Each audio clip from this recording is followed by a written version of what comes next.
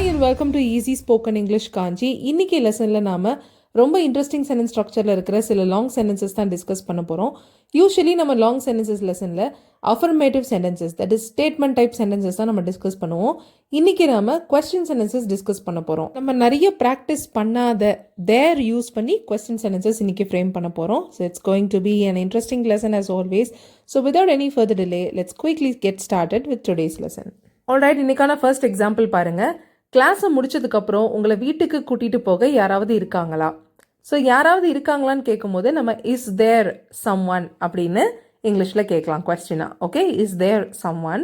அடுத்து யாராவதுன்ற அந்த நவுனை டிஸ்கிரைப் பண்ணி தான் இங்கே சம் ஒன் அப்படின்னு நம்ம ப்ரொனவுன் எழுதியிருக்கோம், indefinite pronoun.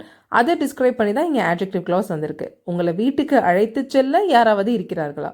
So some one who can take you home. Is there someone who can take you home? இங்கே ஏன் நம்ம கேன் யூஸ் பண்ணியிருக்கோம்னு பார்த்தீங்கன்னா, உங்களை இவங்களால வீட்டுக்கு கூட்டிகிட்டு போக முடியுமா, இந்த ஆக்ஷனை இவங்களால பண்ண முடியுமா, பண்ணுறதுக்கு யாராவது இருக்காங்களா, அந்த அபிலிட்டி இருக்கிறவங்க, இந்த ஆக்ஷனை செய்யக்கூடிய அபிலிட்டி இருக்கிறவங்க யாராவது இருக்கிறாங்களான்னு தான் இங்கே நம்ம மீன் பண்ணுறோம். அதனால தான் நம்ம இங்கே கேன் யூஸ் பண்ணுறோம். Is there some one who can do this action, that's what we mean. அதனால தான் இங்கே கேன் யூஸ் பண்ணியிருக்கோம். ஓகே, அடுத்து இங்கே என்ன விஷயம் சொல்லியிருக்கோன்னு பாருங்கள். கிளாஸ் முடிஞ்சதுக்கப்புறம் ஆர் நீ வகுப்பை முடித்த பிறகு அப்படின்னு வச்சுக்கலாம். After the class is over, இல்லைனா after you finish the class. Okay, is there some one who can take you home after you finish the class. So இங்கே என்னென்ன கிளாஸஸ் சொல்லியிருக்கோன்னு பார்த்தீங்கன்னா, இஸ் தேர் சம் ஒன்ன்றது தான் மெயின் கிளாஸ். சம் ஒன்னை describe பண்ணி ஒரு adjective clause வந்திருக்கு, who can take you home. எப்போ அவங்கள கூட்டிகிட்டு போக முடியுமா, எப்போ அவங்க கூட்டிகிட்டு போக முடிகிற ஆக்ஷன், அந்த டேக்கை டிஸ்கிரைப் பண்ணி ஒரு adverb clause வந்திருக்கு, after you finish the class. Who can take you home after you finish the class. Okay, so அதே பேட்டர்னில் இன்னொரு எக்ஸாம்பிள் பாருங்கள். நைட்டில் உங்களுக்கு உடம்பு சரியில்லாமல் போனால் நீங்கள் கால் பண்ணுறதுக்கு யாராவது இருக்காங்களா? ஓகே, அகெயின் அதே மாதிரி is there some one or is there any one. Okay, who you can call, who you can call, நீங்கள் கால் பண்ணுறதுக்கு யாராவது இருக்காங்களா, நீங்கள் யாருக்காவது கால் பண்ண முடியுமா, that's what we mean here. Okay, is there any one who you can call. உங்களுக்கு night உடம்பு சரியில்லாமல் போனா அப்படின்னு சொல்லியிருக்கோம். ஸோ இஃப் யூஸ் பண்ணி if you feel sick or unwell at night. Okay, is there any one you can call if you feel unwell at night.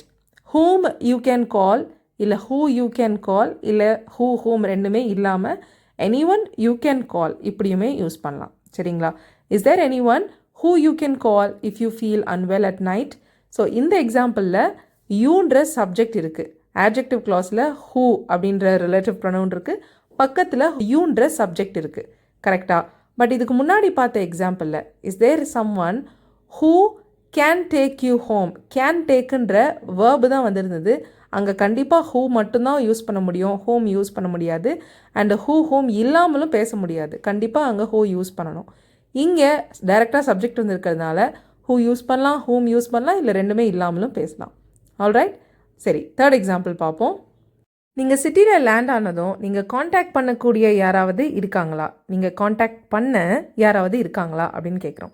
நீங்கள் யாரை contact பண்ண முடியும், இல்லை யாரை காண்டாக்ட் பண்ணுவீங்கன்னு கேட்கல, உங்களால் யாரை காண்டாக்ட் பண்ண முடியும், நீங்கள் காண்டாக்ட் பண்ண முடிகிற மாதிரி யாராவது ஆள் அங்கே இருக்காங்களா அப்படின்றத நம்ம மீன் பண்ணுறோம். ஓகே, ஸோ அதே மாதிரி எக்ஸாம்பிள் தான் பாருங்கள். Is there some one who you can contact after, ஏன்னா இங்கே நீங்கள் லேண்ட் ஆன பிறகுன்னு இருக்குது. So after you land in the city. Okay, is there someone who use பண்ணலாம் or whom you can contact, இல்லைனா someone you can contact, whom இல்லாமலும் someone you can contact after you land. Okay, சரி, fourth example பாருங்கள். Manager இல்லாதப்போ இதை approve பண்ண வேற யாராவது இருக்காங்களா? ஸோ இங்கே வேற யாராவதுன்னு சொல்லியிருக்கோம். அப்போது is there any one else or is there some one else, இதை அப்ரூவ் பண்ணக்கூடிய வேற யாராவது. கரெக்டாக? anyone else who can approve this.